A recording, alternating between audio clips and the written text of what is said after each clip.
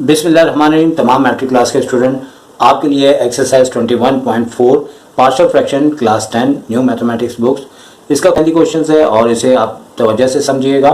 कि सबसे पहले ये केस नंबर 4 है और केस नंबर 4 की जो पहचान है वो इस तरह से है कि हमारे पास ब्रैकेट के अंदर केस 4 बुनियादी तौर पे केस नंबर 2 और केस नंबर 3 का मिक्स होता है। अब यहाँ पे देखें एक्स के ऊपर स्क्वायर होना, ये आपका केस नंबर 3 है, और ब्रैकेट के ऊपर स्क्वायर होना ये आपका केस नंबर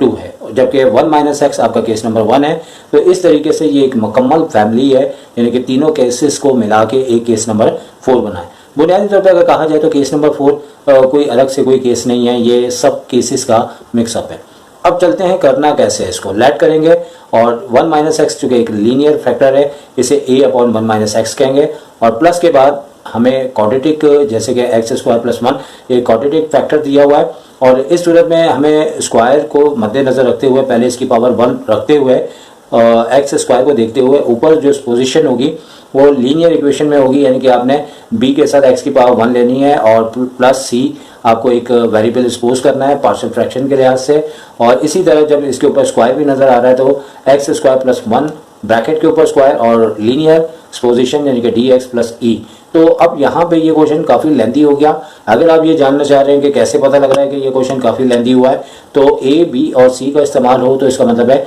ये क्वेश्चन आपके काफ़ी कंट्रोल के अंदर रहेगा। अगर डी और ई आ रहा है तो ये कंट्रोल से बाहर। जैसे कि मैंने स्टार्टिंग में कहा कि इसको शॉर्ट में तो नामुमकिन है ये आए, ये लॉन्ग के अंदर आ सकता है। बोर्ड वालों को चाहिए कि कुछ एक्सरसाइज को लॉन्ग के लिहाज से मेंशन अभी करें, ताकि कोई ऐसा ना हो कि स्कूल वाला एक्सरसाइजेज छुड़वा दे, कोचिंग वाले छुड़वा दें, ताकि बाद में प्रॉब्लम आए। अब जैसे ये इस पोजीशन हो चुकी है तो अब हमने एलसीएम लेना है, ये तो सेम वैसे का वैसे ही आ जाता है। और यहाँ पे एलसीएम जैसे कि बार बार मैं कह रहा हूँ, जिसको समझ में ना आए तो यहाँ जो लिखा होता है वही यहाँ पे एलसीएम होता है। फिर हमें ये देखना होता है कि यहाँ पे 1 माइनस एक्स लिखा हुआ है, तो 1 माइनस एक्स का ब्रैकेट कैंसिल होने के बाद हमारे पास जो आपका सेकेंड ब्रैकेट है, और इसमें थोड़ी सी करेक्शन की ज़रूरत है चूँकि यहाँ पे स्क्वायर है और इधर भी आपके पास स्क्वायर है, ठीक है ना, ऊपर स्क्वायर दिया हुआ है। और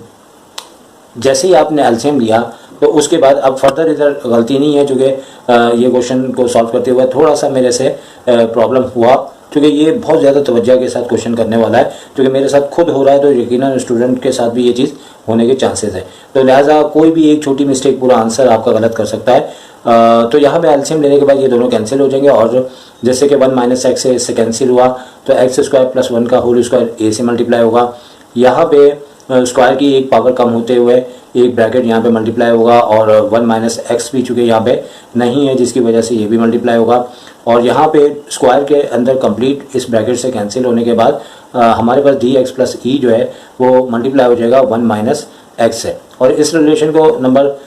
2 कह देना है, ठीक है। और अगर एक बार इसे आप कटिंग के बाद बिल्कुल फेयर करके साफ़ सुथरा करके यहाँ पे लिख दें तो ज़्यादा अच्छा है। नेक्स्ट क्वेश्चन में मैंने ऐसे ही किया हुआ है। फिर उसके बाद यहाँ पे फॉर्मूला अप्लाई हो रहा है a प्लस बी का होल स्क्वायर। अब बहुत से बच्चे जब 9 में पढ़ के आते हैं तो ये फार्मूला डायरेक्ट यूज़ करने के आदी नहीं होते, लेकिन जितने लेंथी ये क्वेश्चंस हैं और यकीनी तौर पे जब फर्स्ट ईयर सेकंड ईयर की सोच आपकी क्लास में आ चुकी है तो कुछ आपकी ये भी सोच होनी चाहिए कि आप ये फार्मूला डायरेक्ट अप्लाई करना सीखें। यकीनी तौर पे बहुत से बच्चे हैं जिनका मैथ्स बहुत ज़्यादा कमज़ोर होता है, तो ये बातें नहीं समझ सकते अगर हम डायरेक्ट करें, लेकिन मेजॉरिटी अच्छे स्कूलों के बच्चे या वो बच्चे जो बहुत हार्ड वर्क होते हैं ये समझ जाते हैं कि यहाँ पे डायरेक्ट फार्मूला अप्लाई किया हुआ है। और इस जानिब अगर हम आते हैं तो इन दोनों ब्रैकेट्स को हमने पहले मल्टीप्लाई किया है, जो कि हमारे पास ये आ रहा है, ठीक है ना। यानी कि अगर आपको जैसे कि मैं अगर इसे करता तो ये वीडियो तो आपकी बहुत बड़ी बन जाती, लेकिन आप यहाँ पे इसे अपनी वीडियो को स्टिल करके देख सकते हैं कि किस तरह एक्स स्क्वायर पहले इन दोनों से मल्टीप्लाई हो रहा है, फिर प्लस 1 दोनों से हो रहा है, और होने के बाद डी एक्स प्लस ई इसी तरह 1 माइनस एक्स से भी मल्टीप्लाई हो रहा है। तो यहाँ पे जितनी मल्टीप्लिकेशन है अगर मैं ये बोल के आपको बताऊँ तो यकीनी तौर पे अभी भी वीडियो आपकी बहुत बड़ी हो जाएगी, लेकिन आप इसे स्टिल करके यहाँ पे आप मल्टीप्लाई देख सकते हैं, या साथ साथ अगर आप सॉल्व कर रहे हैं तो खुद सॉल्व करें, इसे एज अ चेकिंग के तौर पे ले लें। तरीकाकार 3 एक्सरसाइज के बाद वही तरीकाकार है कि अब यहाँ पहुँचने के बाद हमारे पास यहाँ सिर्फ एक्स स्क्वायर है। अब हमें करना क्या है कि जैसे ए एक्स की पावर 4 है तो हमें देखना है कि हमारे पास कितने यहाँ पे x की पावर 4 वाली टर्म्स हैं। तो 2 टर्म है तो दोनों को रखने के बाद डायरेक्ट हमने कॉमन ले लिया। इसी तरह b एक्स क्यूब और आगे देखते हुए माइनस सी एक्स क्यूब, दोनों को लिखने के बाद हमने एक्स क्यूब ब्रैकेट के बाहर लिखा। और इसी तरह बात अगर थोड़ी मुख्तसर की जाए तो एक्स स्क्वायर की भी हमारे पास 4 टर्म्स थी जिसका हमने कॉमन ले लिया, और इसी तरह x की भी हमारे पास 4 टर्म ऊपर से मिलेंगी जिसे हमें कॉमन ले लिया, और जो कांस्टेंट है वो a प्लस सी प्लस ई है। और इसके बाद हमारा जो सिस्टम है इसको नंबर हमने 3 का नाम दे दिया है। और फर्दर ये है कि कहीं इसका रेफरेंस यहाँ ज़रूरत पड़ सकती है, तो आप अगर जैसे नंबर 1 बोला है, नंबर 2, नंबर 3, तो जितने आप नंबर रखना चाहें रख सकते हैं, क्योंकि किसी लम्हे भी आपको कहीं पे कोई वैल्यू पुट करके या कोई ऐसा प्रोसेस आपके सामने आ सकता है।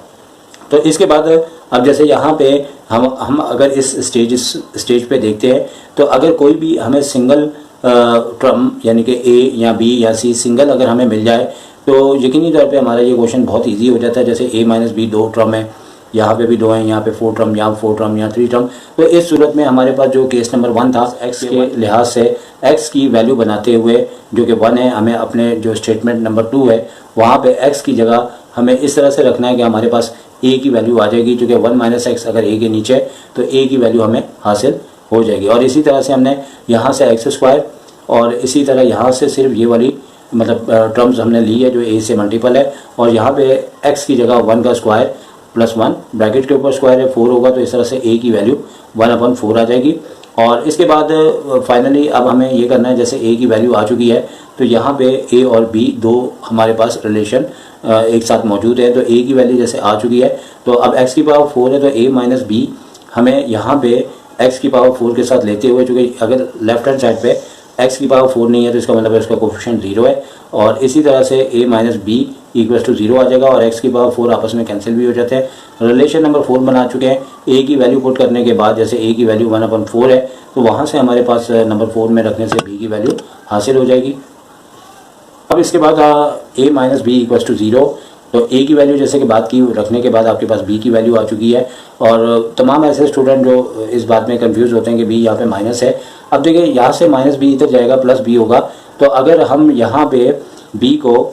इस साइड लिख लें प्लस के साथ और इसे प्लस के साथ इधर लिख दें तो कोई इफेक्ट नहीं होता। हमारे पास 2 पॉसिबिलिटी बनती हैं, या तो ये दोनों माइनस होंगे या ये दोनों प्लस होंगे। क्योंकि दोनों माइनस भी होते हैं तो कैंसिल हो गया, हमारे पास प्लस हो जाते हैं। इसी तरह जैसे कि क्वेश्चन के अंदर एक्स क्यूब का रिलेशन था जो कि 0 एक्स क्यूब के इक्वल होगा, क्योंकि वहाँ पे सिर्फ एक्स स्क्वायर था, इसके अलावा कोई भी हमारे पास एक्स की टर्म्स नहीं थी, तो हर नंबर का कोफिशिएंट 0 है। तो यहाँ से b माइनस सी, अब जैसे इससे पहले a आ चुका था तो a से हमने b निकाला, तो अब b आ चुका है तो b से हम c निकाल लेंगे, और b की वैल्यू जैसे ही 1/4 हमने रखी तो c हमारे पास आ चुका है। तो अब तक हम a, b और c निकाल चुके हैं। तो अब आगे हमारे पास जैसे कि आप हमने स्टार्टिंग में क्वेश्चन दिखाया है कि अब हमें वो रिलेशन लेना है जिसमें हमें d, e ये मालूम हो जाए किसी तरह से। तो अब जैसे यहाँ पे a, b, c क्योंकि तीनों की मैंने हो चुके हैं और d जो है हमें फाइंड आउट करना है। तो तमाम ऐसे स्टूडेंट जो फर्स्ट टाइम ये वीडियो देख रहे हैं तो याद रखें, जब तक कि आप शुरू के केसेस को नहीं सीखेंगे तो हमारी वीडियो के एंड में आपको पूरी चैप्टर का लिंक आपको मिल जाएगा, जिससे आप शुरू से देखेंगे तो इंशाल्लाह उम्मीद है कि आपको समझ में आ जाएगा। लेकिन अगर डायरेक्ट आज की वीडियो देख रहे हैं तो यकीनी तौर पे अच्छों को भी ये समझ में नहीं आ सकता। तो यहाँ पे हमारे पास जैसे कि इस टाइम हमारा क्वेश्चन इससे पीछे वाले पेज पे वहाँ से हमने ये रिलेशन निकाला है, और एक्स स्क्वायर जो कि मौजूद था और 1 आ गया यहाँ पे, और 1 आने के बाद यहाँ पे a, b, c तीनों की वैल्यू रखने के बाद जैसे कि हमने यहाँ पे बोला है कि पुट a की वैल्यू b और c इन नंबर 5, क्योंकि 5 रिलेशन हमारे पास ये है, हर नई शक्ल को एक नाम दे दें। और जैसे हमने यहाँ पे वैल्यू रखी है जो आप देख सकते हैं कि हमारे पास कुछ नंबर 2a से मल्टीप्लाई हो रहा था, तो a की वैल्यू रखने के बाद 2/4 हो जाएगा। तो इसी तरह वैल्यू रखने के बाद हमने एलसीएम लिया, एलसीएम आपको आना चाहिए, और 4 जो इसका एलसीएम लिया तो लेने के बाद ऊपर के तमाम नंबर चुके नीचे 4 होने, जब भी सेम नंबर होते हैं तो ऊपर के नंबर वैसे के वैसे आ जाते हैं। और इसके बाद यहाँ पे इक्वल्स टू के बाद 1 दिया है, लेकिन थोड़ी सी मुझे यहाँ पे एक मिस्टेक नज़र आ रही है, क्योंकि वो मिस्टेक इस तरीके से है कि यहाँ पे हमारे पास 4 है जबकि यहाँ पे 1 है, और जब 4 यहाँ से वहाँ शिफ्ट हो जाएगा तो 4 आएगा। लेकिन क्योंकि यहाँ पे थोड़ा सा मैंने ये क्वेश्चन स्टॉप किया तो बाय मिस्टेक शायद मैंने ये लिख दिया है, तो याद रखें कि यहाँ पे 4 नहीं आएगा, फ़िलहाल यहाँ पे हमारा नंबर 1 आएगा, और 1 के बाद जब एलसीएम ले लेंगे तो 4 आगे यहाँ पे मल्टीप्लाई होगा, और इस जानिब 1 से 1 कैंसिल हो गया, और सॉरी 1 से 1 कैंसिल हो चुका है, और इसके बाद 4 यहाँ आगे मल्टीप्लाई होगा। तो अगर हम इस तरह से भी करें 2 और 1 3 में से 1 लेस करें तो 2 आता है, दोनों तरीके से कर सकते हैं। और इस तरीके से d की वैल्यू -1/2 आ चुकी है।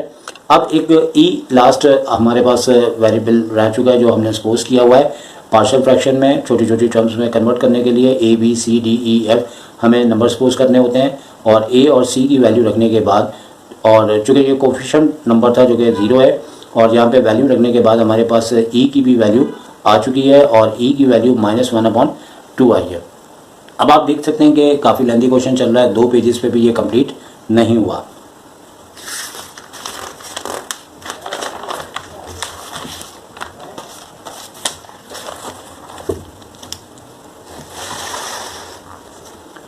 अब इसके बाद putting the value A B C D at E in number 1।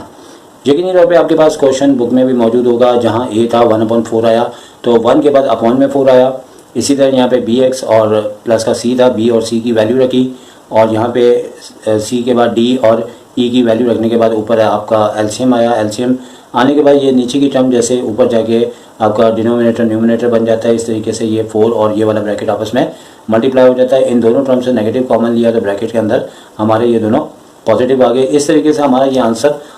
आ चुका है। उम्मीद है कि आपको ये समझ आ चुका होगा और अगर ये क्वेश्चन साथ साथ सॉल्व किया जाता तो गलतियाँ भी हो सकती थी और इसके साथ काफ़ी ज़्यादा टाइम इसमें लग जाता, तो आपके मोबाइल भी डाउन हो जाते और इसके अलावा आपका काफ़ी ज़्यादा टाइम लगता।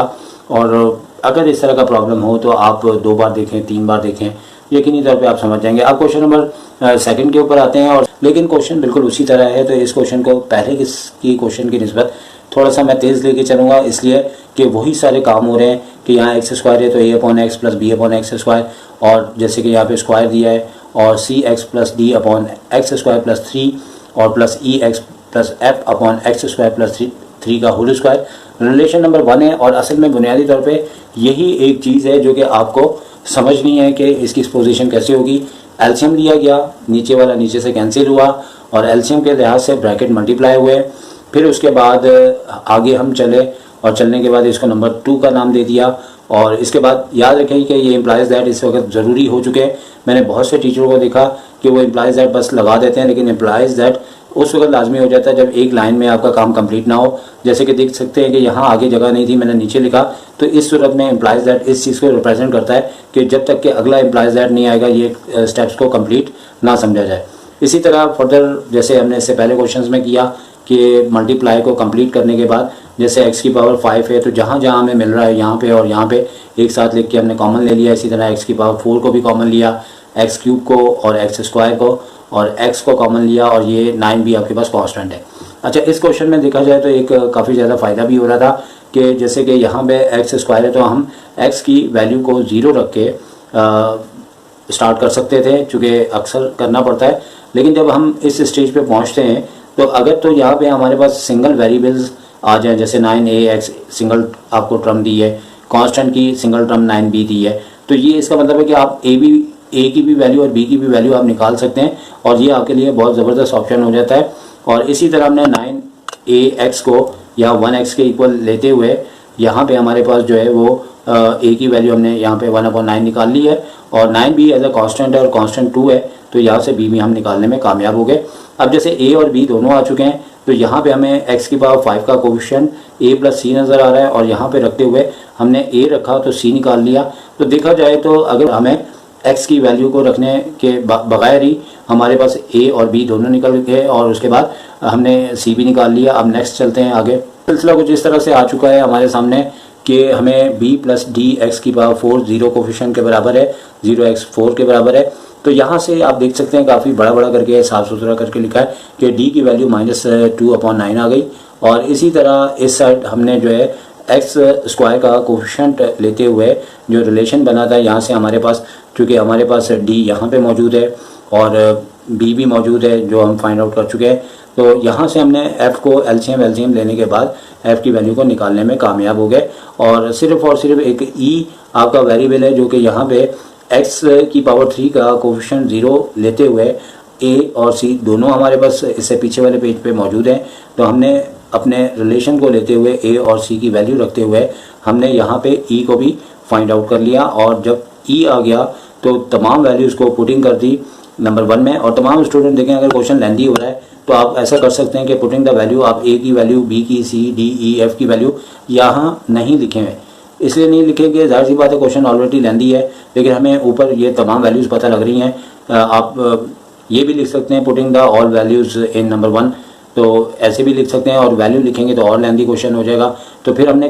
वही काम किया जो करते आ रहे हैं कि ए की जगह 1/9, बी की जगह 2/9 और सी और डी की जगह एक्स के साथ, चूँकि आपके पास सी होता है तो उसकी वैल्यू -1/9 आई, और आपके पास डी जो है -2/9 आया। ऊपर एलसीएम लिया गया, इधर भी वैल्यू रखने के बाद एलसीएम लिया गया। फिर यहाँ से अगर हम इन दोनों में से नेगेटिव कॉमन लेते हैं तो ये माइनस से प्लस हो जाता है, ये प्लस से माइनस हो जाता है, इस तरीके। और सबसे पहले इसमें केस नंबर 4 इन्वॉल्व हो रहा है, जैसे कि इससे पहले वीडियोज़ में मैं बता चुका हूँ। आप डायरेक्ट इसको करेंगे, इसको लेट करना है, और लेट करते वक्त हर ब्रैकेट्स के वेरिएबल्स न्यूमरेटर में लेने होंगे, जैसे a/1 + x, और चूंकि लीनियर फैक्टर है इसलिए सिर्फ a हमने लिखा, इसके साथ अगर x है तो इसकी पावर 0 समझी जाती है। इसी तरह सेकंड ब्रैकेट जो आपका है वो बुनियादी तौर पे आपके पास ब्रैकेट क्वाड्रेटिक इक्वेशन में है, फिर ऊपर स्क्वायर हो रहा है, और इसको लिखने का तरीकाकार यह है कि पहले आप, अब जैसे कि नीचे 1 + x² है तो हम एक पावर कम करते हुए पोजीशन करेंगे bx + c। इसी तरह यही हमारे पास ब्रैकेट होगा, लेकिन चूंकि स्क्वायर था और स्क्वायर की सूरत में हमें केस नंबर 2 के लिहाज से इसे रिपीट करना होता है, और यहाँ पे भी हम dx + e, यानी कि जो प्रोसेस यहाँ पे था वही प्रोसेस यहाँ पे रिपीट होगा। और इन केस अगर ब्रैकेट के ऊपर x² ना होता, यानी कि जैसे कि यहाँ दिया हुआ है, तो यहाँ पे सिर्फ और सिर्फ b आता, और यहाँ x की पावर 1 होती जैसे कि इधर होती, और यहाँ पे स्क्वायर होता तो यहाँ पे c आता, यानी कि यहाँ पे b हम सिर्फ सपोज करते हैं, यहाँ पे c,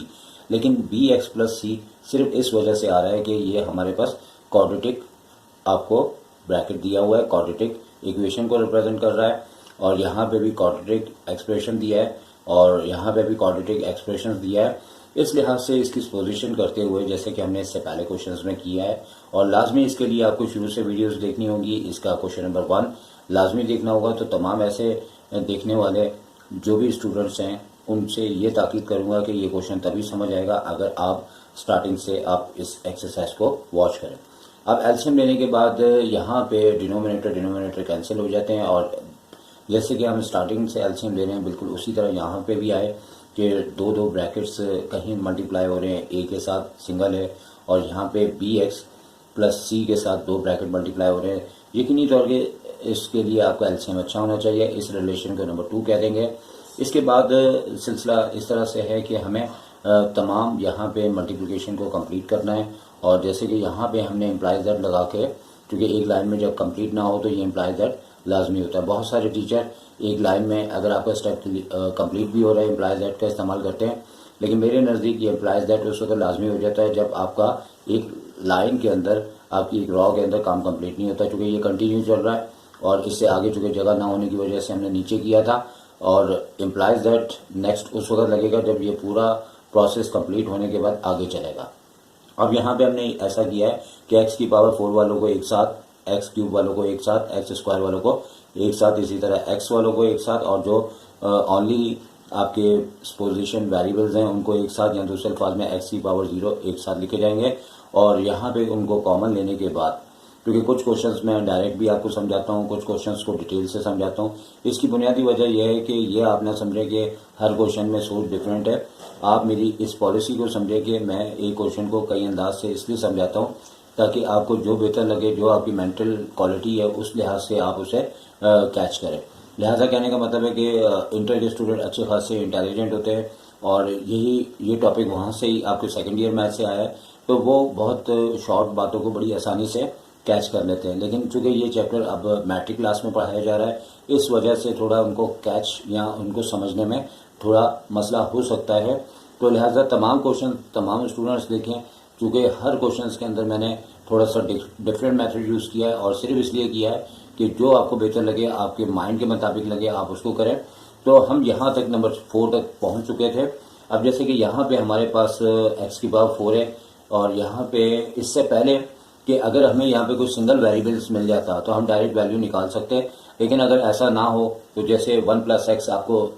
लीनियर फैक्टर दिया हुआ है, यहाँ से x की वैल्यू निकालने के बाद आप रिलेशन नंबर 2 में पुट करेंगे, और चूँकि इस तरीके से सिर्फ और सिर्फ आपको ये वाला ब्रैकेट और x² लेना होगा, बाकी तमाम आगे के टर्म जीरो हो जाएंगी, क्योंकि जैसे यहाँ पे 1 प्लस एक्स लिखा है और एक्स की जगह अगर हम -1 लिखते हैं तो ये वाला ब्रैकेट भी हमारा जीरो हो जाएगा, ये भी जीरो हो जाएगा। तो इस तरीके से इन दोनों ब्रैकेट्स को उतार लें और उतारने के बाद एक्स की वैल्यू -1 रखें, जिसके ऊपर आंसर ए का मालूम हो गया 1/4। इसी तरह हमें अपने तमाम variables B C D E इन तमाम की वैल्यूज़ को फाइंड आउट करना है। और यहाँ पे चूँकि वेरिएबल्स ज़्यादा हैं, क्वेश्चन काफ़ी लेंथी है, या तो ये लॉन्ग में आ सकता है या मे बी ये भी हो सकता है कि इस क्वेश्चन को वो आइंदा चंद सालों में पता लगे कि ये एक्सरसाइज को वो ड्रॉप कर देते हैं कि ये बहुत ज़्यादा लेंथी क्वेश्चंस हैं, बच्चे नहीं कर सकते। लिहाजा फिलहाल जो भी बुक चेंज होने के बाद आपका फर्स्ट ईयर मतलब पहला साल होता है वो यकीनी तौर पर थोड़ा सा ख़तरनाक होता है, कुछ छोड़ा नहीं जा सकता, मैक्सिमम चीज़ों को हमें कवर करना होता है। लेकिन 2-3 साल के बाद बोर्ड के पेपर का पैटर्न जैसे ही हमारे सामने आता है तो हम उसके मुताबिक चलते हैं। अब ए की वैल्यू हम निकाल चुके हैं, तो नेक्स्ट पेज पे जाने से पहले आप ये ज़रा गौर कर लें कि यहाँ पे a प्लस बी जो है x4 का कोफिशिएंट है, b प्लस सी x³ का कोफिशिएंट है, x स्क्वायर का कोफिशिएंट आपका काफ़ी लंबा है और इसी तरह x का भी बहुत ज़्यादा मतलब चार वेरिएबल्स आपके आ रहे हैं सवाए a के और कांस्टेंट का ही है। क्योंकि नेक्स्ट पेज पे जाते हुए हम इसके रिलेशन बनाएंगे और यहाँ चूँकि सिर्फ एक्स स्क्वायर है जिसका ताल्लुक यहाँ से है, बाकी यहाँ पे x4 अगर मौजूद है तो लेफ्ट हैंड साइड पे x4 x³ x कोई भी मौजूद नहीं है, इसका मतलब है उसके कोफिशिएंट 0 है। तो इस बात को आपने जहन में रखना है, क्योंकि नेक्स्ट पेज पे जाते हुए हमने तमाम इसके आपके रिलेशंस बनाए, जैसे 4 तक बने तो 5, 6, 7 रिलेशंस बनाए और इसी के मुताबिक बनाए। तो जैसे कि बोला तो उसी के मुताबिक ये सारे रिलेशंस बने हुए हैं, a plus B equal to 0, b plus C equal to 0, 5 और 6। और जैसे कि a की वैल्यू हम फाइंड आउट कर चुके हैं, वो वैल्यू रखने के बाद हमने जो है b की वैल्यू मालूम कर ली। अब चूँकि a plus B equal to 0 है तो a अगर 1/4 है तो राइट हैंड साइड पे जाके -1/4 आ जाएगा। इसी तरह c की भी वैल्यू हमने इसी तरह से मालूम की। तो a b c ये तीनों वेरिएबल्स हमारे पास आ चुके हैं। अब उसके बाद एक रिलेशन था जो हमें क्वेश्चन से मिला, a plus C plus E equal to 0। यकीनी तौर पे जब यहाँ पे 0 आता है तो लेफ्ट हैंड साइड पे उसका कोई भी उसकी टर्म नहीं दी होती जिसको हम 0 ले लेते हैं। यहाँ से हमने a और c दोनों की वैल्यू रख के हमने e का आंसर निकाला। और यहाँ जैसे कि आप देख सकते हैं कि मैंने एलसीएम के अंदर e को शामिल नहीं किया। इसकी बुनियादी वजह ये कि अगर मैं शामिल कर देता तो ये थोड़ा सा प्रोसेस लेंथी चलता। मैंने इन दोनों कांस्टेंट का एलसीएम लेने के बाद इसको लेफ्ट से राइट और डिवाइड करते हुए -1/2 कर दिया। अब इसके बाद जो रिलेशन नंबर 8 हमारी जो रिलेशंस हमने नंबर 4 तक पहुंचाया था उसको देखते हुए जो कांस्टेंट का रिलेशंस था जो कि 0 के इक्वल था, लेकिन यहाँ पे इस बार हमें एक ऐसा प्रोसेस मिल रहा है जो इससे पहले शायद हमें नहीं मिला कि b प्लस सी, सब बजाय ये कि b और c की हम अलग से वैल्यू रखें। यहाँ देख सकते हैं कि b प्लस सी जो है वो 0 के इक्वल है, तो यहाँ पे हमने डायरेक्ट 0 और e की वैल्यू ऊपर से देखते हुए हमने पुट की, जिससे कि एक जो बाकी का d था वो भी निकल आया। और इस तरीके से putting the value a b c d and e in number 1। अब यहाँ पे मैंने ये भी समझाने की कोशिश की है कि अगर आप a की वैल्यू, b की, c की, d और e की वैल्यू दिखाते हैं तो आपका प्रोसेस थोड़ा और लेंथी हो जाता है। इससे बचें, आप डायरेक्ट जो है वो a b c का जिक्र करते हुए उनकी जो जो वैल्यूज़ आपको ऊपर नज़र आ रही हैं, आप a की जगह 1/4 है। अब याद रखिए कि अगर न्यूमिनेटर में 1/4 है तो नीचे का जो डिनोमिनेटर होता है 1 प्लस एक्स, ये अपोजिट होने के बाद 4 से मल्टीप्लाई हो जाता है। लेकिन यहाँ पे ऐसा इसलिए नहीं हुआ कि हमने जब b और c की वैल्यू रखी तो यहाँ पे जब तक हम एलसीएम नहीं लेंगे तो ये वाला प्रोसेस हम नहीं कर सकते। और जैसे ही हम 4 एलसीएम लेते हैं तो हमारे पास -x+1 का प्रोसेस आता है और नीचे का जो ब्रैकेट है वो इससे मल्टीप्लाई हो जाता है 4 से। यही काम हमने वैल्यू रखने के बाद ऐसा ही किया है और करने के बाद यहाँ पे हमने आंसर लिखा, लेकिन बुक में जैसे कि देखा गया तो -x बाद में लिखा है, +1 पहले लिखा है, तो हमने उसी के मुताबिक अपने आंसर को अरेंज कर दिया। लेकिन एग्ज़ाम में कभी ऐसा हो जाए तो ये इतनी बड़ी मिस्टेक नहीं है, यहाँ बिल्कुल नॉर्मल है। लेकिन ये है कि कुछ आंसर्स होते हैं जिसे मैं अक्सर अपने स्टूडेंट्स से कहता हूँ किताबी आंसर, वो पहले जब तक कि हम आंसर ना देखें तो फिर उसके बाद ही उनकी मर्ज़ी के मुताबिक लिखा जा सकता है। क्योंकि फ्रैक्शन में मैक्सिमम इसे छोटी छोटी टर्म्स में ब्रेक करना होता है और जिसकी बुनियाद पे हमारे पास ये केस नंबर 4 है। और जिसका हमें कहाँ से इल्म हो रहा है, इसका इल्म हमें इस तरह से हो रहा है कि x के ऊपर स्क्वायर है ब्रैकेट के अंदर और यहाँ पे फार्मूला अप्लाई नहीं हो रहा, यानी कि एडिशन फॉर्म प्रोडक्ट फॉर्म में कन्वर्ट नहीं हो रही और ब्रैकेट के ऊपर भी स्क्वायर दिया है, जिससे कि ये केस नंबर 4 है। अगर ये ब्रैकेट के ऊपर स्क्वायर ना होता, अंदर स्क्वायर होता तो ये एक अलग केस था, और अगर सिर्फ स्क्वायर होता और अंदर बिल्कुल लीनियर इक्वेशन आपके पास मौजूद होती। तो ये आपका एक डिफरेंट केस था जिसके बारे में हमने आपको पूरे केसेस के लिए एक वीडियो बनाई थी जिसमें आपको पेश किया था। और सारी वीडियोस देखेंगे तो इंशाल्लाह आपको सारे केसेस समझ में आ जाएंगे। अब सपोज इसमें इस तरह से करना होता है कि पुराने पहले तीनों क्वेश्चंस के तहत बात को जहन में रखते हुए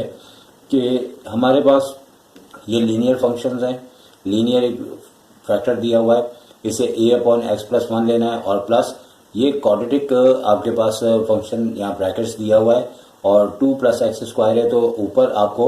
लीनियर सिस्टम से पोजीशन करनी है, यानी अगर x² है तो bx+c, और इसी तरह यहाँ पे केस के मद्देनज़र रखते हुए स्क्वायर है तो अगेन dx+e एक सेकंड आपको ब्रैकेट्स को सपोज करना पड़ेगा। और क्वाड्रेटिक अगर आपके पास ब्रैकेट के अंदर इक्वेशन है तो ऊपर आपकी लीनियर होगी, यानी कि जैसे हमने यहाँ पे पोजीशन की वैसे हमने यहाँ पे की, लेकिन चूंकि ब्रैकेट के ऊपर स्क्वायर था यहाँ पे 1 था तो हम इस केस के अंदर इस तरह से करते हैं कि 1 के साथ तो ये ब्रैकेट आ जाता है और इसी तरह का एक आगे ब्रैकेट सपोज करके स्क्वायर करना होता है। अगर यहाँ क्यूब होता है तो ये प्रोसेस एक बार फिर रिपीट किया जाता। अब इसके बाद इसे नंबर 1 कहना होता है क्योंकि हमें बुनियादी तौर पे इस पूरे क्वेश्चन का जो टास्क या एक मकसद है ABCDE की वैल्यू को फाइंड आउट करना। अब यहाँ पे एलसीएम दिया जाता है, जैसे कि हमने हमेशा हर क्वेश्चन में एलसीएम लिया है और एलसीएम लेने के बाद जैसे कि आप वीडियो को स्टिल करके देख सकते हैं क्योंकि अब आपके सामने इतनी वीडियोस आ चुकी हैं कि आपको एलसीएम लेने का बेहतरीन तरीका आ जाना चाहिए। और जैसे ही हम एलसीएम लेते हैं इसके बाद आपका जो डिनोमिनेटर दोनों साइड कैंसिल होने के बाद ये रिलेशन नंबर आपका 2 आ जाता है और 2 आने के बाद हम इस रिलेशंस को फर्दर आगे फार्मूला अप्लाई करते हैं, ब्रैकेट्स को मल्टीप्लाई करते हैं और फिर हमारे पास एक ऐसा रिलेशन आ जाता है जिसमें कि हमने मल्टीप्लाई करना है इस तरीके से कि a की पावर जो जैसे कि यहाँ x की पावर 4 है, यहाँ पे भी 4 है और इस तरह मज़ीद x की पावर 4 वाले नहीं है, इन्हें एक साथ लिख लेना है लेकिन इस तरीके से कि a मल्टीप्लाई होगा x की पावर 4 से तो a x की पावर 4 आ जाएगा, जबकि यहाँ b x की पावर 4 डायरेक्ट मिल रहा है। एक्चुअली अगर हम इसे स्टेप बाय स्टेप करें तो काफ़ी ज़्यादा लेंथी क्वेश्चन हो जाता है, लिहाजा ये आपके एग्ज़ाम के अंदर लॉग में भी आने के चांसेस है और क्वेश्चन बहुत ज़्यादा लेंथी है। थोड़ा अगर कोशिश किया जाए शॉर्ट हो जाए, जिस तरह के मैंने हर क्वेश्चन में 1-2 एक्सपेरिमेंट्स ऐसे किए हैं कि किसी में डायरेक्ट और किसी में मैंने मल्टीप्लाई को ज़्यादा से ज़्यादा दिखाया। अब यहाँ पे बात को मुख्तसर किया जाए तो जैसे x की पावर 4 है, आपको 2 टर्म मिली हैं और x³ में भी 2 टर्म मिली हैं, x² में बहुत ज़्यादा है और इसी तरह x में भी कुछ टर्म्स हैं और विदाउट x यानी कि ओनली कांस्टेंट या जो हमने वेरिएबल सपोज किया है एक रिलेशन वो है और नंबर 3 का है। अब हमें करना है इस तरह से कि इस क्वेश्चन में मैंने आपको एक नए अंदाज से दोबारा एक बात को पेश किया है, लिहाजा जिस तरह चेहरे डिफरेंट होते हैं इसी तरह बाज़ बच्चे लाइक और कुछ दरमियाने और कुछ काफ़ी सारे वीक होते हैं। अगर आपको इससे पहले क्वेश्चन समझ में नहीं आए तो आप यहाँ देखिए, यहाँ +7 लिखा है और यहाँ पे मौजूद है और जैसे कि यहाँ x की पावर 4 क्यूब और स्क्वायर x की पावर 1 है। इसी तरह अगर आप चाहें तो इस क्वेश्चन में जिस तरह आपको पेश कर रहा हूँ कि सारे वेरिएबल्स आप लिख सकते हैं लेकिन उनके कोफिशिएंट 0 होंगे। इससे पहले जितने भी क्वेश्चन करवाए उसके अंदर यही था कि हमारे पास लेफ्ट हैंड साइड पे जो x की पावर 1 या 2 या 3 अगर मौजूद नहीं थी तो उसका कोफिशिएंट 0 था। बात ये भी वही है, लेकिन अगर आपको इस तरीके से ज़्यादा बेहतर समझ आए तो आप इस तरह भी ले सकते हैं। अब यहाँ x की पावर 4 यहाँ पे हमने खुद लिखा है और x की पावर 4 का कोफिशिएंट 0 है, क्योंकि आपको पता है 0 जब भी किसी नंबर से मल्टीप्लाई होता है तो उसको 0 कर देता है। लिहाजा a + b हमारे पास कुछ रिलेशन आ जाएंगे, जैसे a + b = 0 है, यहाँ पे नंबर 4 का है, नंबर 5 यहाँ पे आ गया। इसी तरह x³ का जो कोफिशिएंट है b + c ये भी 0 के इक्वल आ गया नंबर 6 का। इसी तरह जो x की पावर स्क्वायर है उसका भी कोफिशिएंट हमने लेते हुए 0 का, लेकिन यहाँ पे रिलेशन नंबर 8 में 7 इसलिए आया कि ये जो ओनली कांस्टेंट है और वो 7 के इक्वल है तो यहाँ पे 7 आ गया। अब हमें करना यह है कि कोई भी एक वेरिएबल जब तक मालूम नहीं होगा फर्दर आगे हम नहीं चल सकते और इसमें जैसे x+1 आपको एक लीनियर फंक्शन दिया है, ये केस नंबर 1 यानी कि 21.1 से ताल्लुक है इस बात का। वहाँ से हमने x की वैल्यू निकालने के बाद यानी कि हमने अपना रिलेशन नंबर जो 2 होता है वहाँ पे x की जगह वैल्यू रखते हुए हमने यहाँ पे वैल्यू इसकी निकाली है 2 + -1 का स्क्वायर यानी कि 1 हो गया, 2 और 1 आपके पास 3 और 3 का स्क्वायर करेंगे तो 9 हो जाएगा। तो इस तरीके से हमारे पास यहाँ पे a की कमी महसूस हो रही है क्योंकि यहाँ पे a लाजमी होगा, तो यहाँ पे जो आपके पास 3 का स्क्वायर बनेगा 9 वो a की वैल्यू बन के आपके सामने आ जाएगा। अब तमाम बच्चों को चाहिए कि ये रिलेशन जितने भी हैं एक नज़र जहन में रखें या इसका स्क्रीनशॉट ले लें कि हमारे पास नंबर 5, नंबर 6, नंबर 7, नंबर 8 ये रिलेशन आ चुके हैं और इन्हीं रिलेशन को फर्दर ए की वैल्यू 7/9 रख के हम ए से यानी कि बी निकाल लेंगे, फिर ए और बी दोनों आ जाएंगे तो बी रख के सी निकाल लेंगे और ए बी सी आने के बाद यहाँ पे रखेंगे तो डी आ जाएगा। इसी तरह ई हमारा लास्ट टारगेट है तो वहाँ से हमारे पास ई की वैल्यू निकल आएगी और जैसे ही निकलेगी तो इस रिलेशन में ए बी सी डी ई की जगह वैल्यू रख के हमारा आंसर हो जाएगा। तो अब इसके बाद जैसे कि जो बात आपसे कही बिल्कुल उसी तरह हमने ए की वैल्यू इसको नंबर 5 में रख के बी निकाल लिया और इस तरह से कि ए की वैल्यू अगर हम पहले यहाँ पे पुट करते हैं 7/9, इधर आगे साइन चेंज होती है तो इतनी छोटी मोटी चालाकी आपको आनी चाहिए कि आप अपने स्टेप्स को थोड़ा सा सेव करें ताकि आपका ये क्वेश्चन टाइम के अंदर हो जाए। हर क्वेश्चन शॉर्ट क्वेश्चन आपके मैक्सिमम 9 मिनट्स का होता है और ये क्वेश्चन मैंने देखा गया है कि स्पेशली अगर यूनिट 21.4 की बात करें तो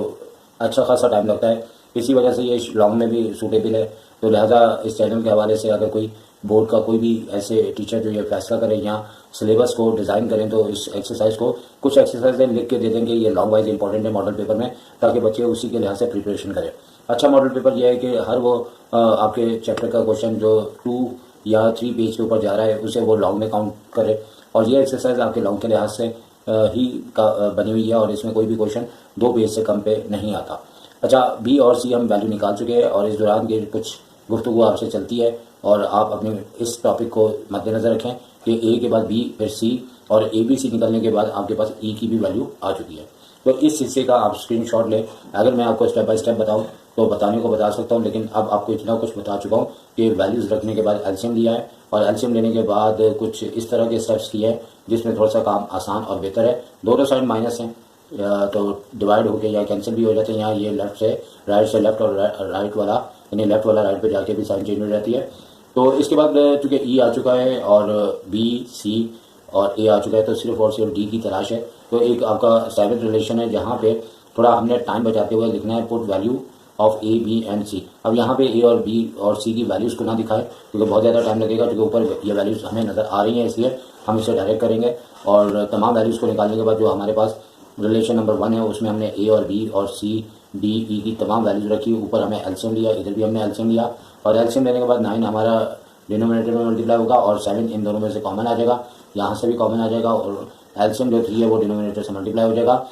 और यहाँ पे मैंने अगर आप गौर करें तो मैंने एक एरो बनाया हुआ है जिसका मकसद ये है कि बुक के अंदर यहाँ पे 3 नहीं लिखा हुआ। तो तमाम बच्चे नोट करने के बुक के अंदर 2 जगह मिस्टेक है। एक यहाँ पे कि यहाँ सिर्फ 9x+1 लिखा जबकि 9 के बाद ये दोनों आपके ब्रैकेट में लिखे जाएंगे। अपनी बुक को भी पीछे करेक्ट करें और दूसरा ये कि बुक के अंदर 3 आंसर यहाँ पे नहीं दिया हुआ है, इससे भी आप चेक करें, इसे करेक्ट करें, इसे नोट करें। इस तरीके से क्वेश्चन नंबर 4 आपके सामने मुकम्मल हो चुका है। अब हम क्वेश्चन नंबर 5 के ऊपर चलते हैं।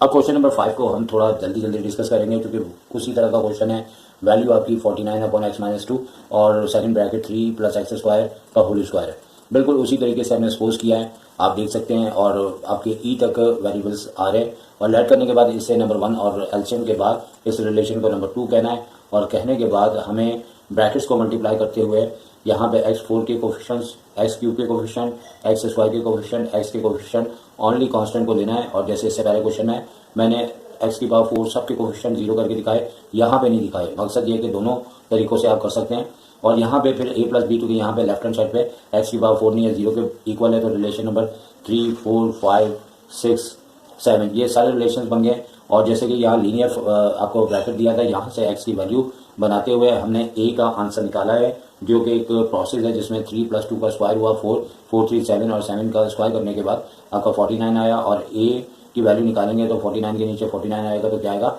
1। तो ये 1 आ चुका है, इसका आंसर आप देख सकते हैं। फिर इसके बाद हमने जो जितने भी रिलेशन बनाए 3, 4, 5 सब में जैसे ए आता है तो वहाँ से बी की वैल्यू निकल आई। बिल्कुल इससे जैसे पहले क्वेश्चन है उसी अंदाज का ये क्वेश्चन है। देखा जाए तो हर क्वेश्चन का अंदाज बिल्कुल एक जैसा ही है और ए के बाद बी फिर सी और फिर ई और ई की वैल्यू -14 और फिर डी की वैल्यू निकालते हुए हमारे पास तमाम वेरिएबल्स के आंसर आ चुके हैं। और ये तमाम वैल्यूज़ को रिलेशन नंबर 1 में जैसे हमने पुट किया, अब देखें ये दोनों माइनस हैं तो हमने माइनस कॉमन ले लिया है, इन दोनों में 7 और माइनस कॉमन आया तो वो आ गया। तो इस तरीके से हम कह सकते हैं कि आपको हमने इस चैप्टर का हर क्वेश्चन आपको करवा दिया और शायद इजाज़त चाहेंगे। टेक केयर, अल्लाह हाफ़िज़।